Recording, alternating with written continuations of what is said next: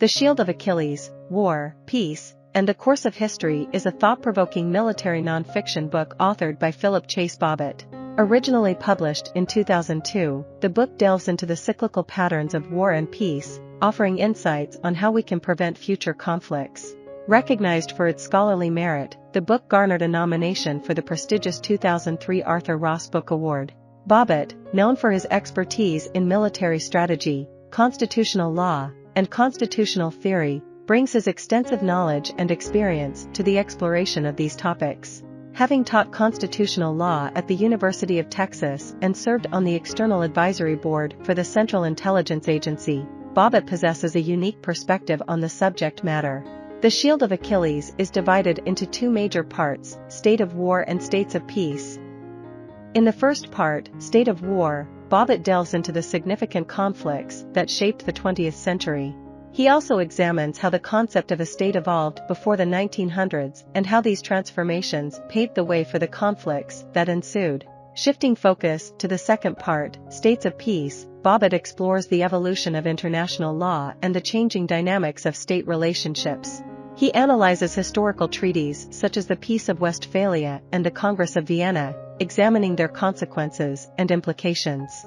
Furthermore, Bobbitt poses critical questions about the future of the state, contemplating the potential impact of commerce and financial competition on constitutional relationships. In State of War, Bobbitt presents the idea that the definition of a state underwent a significant shift during the 20th century due to the conflicts that occurred. He argues that states in this era were defined by their military prowess and economic achievements.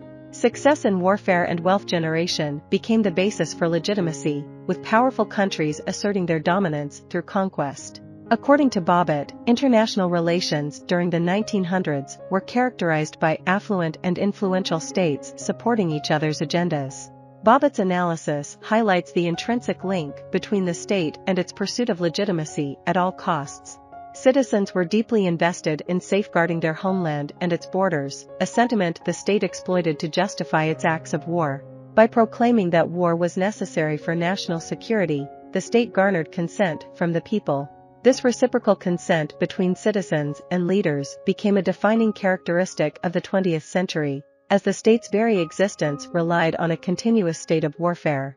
However, this over-reliance on aggression had its drawbacks, as even minor constitutional infractions could trigger declarations of war, perpetuating a destructive cycle of violence. Bobbitt asserts that war itself is not a novel concept, as leaders throughout history have vied for supremacy and sovereignty. In medieval and Renaissance times, princes taxed their subjects to fund military campaigns, and borders were fiercely defended, resulting in escalating costs of warfare. The conflicts that unfolded in the 20th century, according to Bobbitt, stemmed, in part, from clashes between dynastic regimes and emerging democratic principles. In the section States of Peace, Bobbitt explores the aftermath of late 20th century conflicts and observes a transformative shift in the very concept of the state. Previously, only one state could challenge another, without any international body holding countries accountable or the presence of international law. Bobbitt underscores the crucial role of international law in preventing and managing conflicts. Establishing such a legal framework required obtaining the consent of individual territories, as global institutions could not attain legitimacy without it. Notably, countries voluntarily relinquished some of their power and sovereignty to a supranational entity, marking a historic moment in which international law and cooperation began to shape the course of global affairs. In the contemporary landscape, nations not only prioritize their own protection but also extend their efforts to safeguard others from harm, demonstrating the influence of international diplomacy. Consequently, countries impose sanctions on those that violate international law. While international law brings numerous advantages, it also carries inherent risks.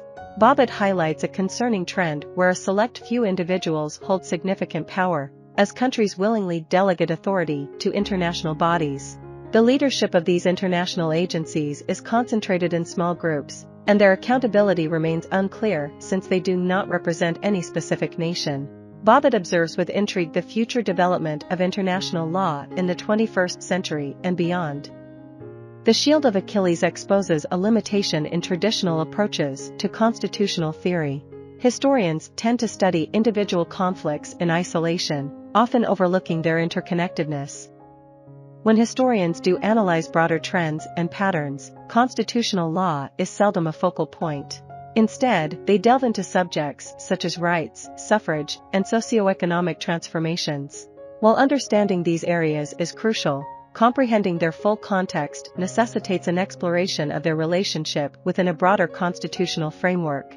Towards the conclusion of the book, Bobbitt contemplates the trajectory of our world. He envisions the rise of market countries, comprised of commercially interdependent territories. The conventional notion of the state, characterized by distinct physical borders and domestic territories, is gradually eroding. A time may come when the concept of borders between countries becomes obsolete altogether. I hope you enjoyed this video. Leave a like if you did and be sure to subscribe. Thank you.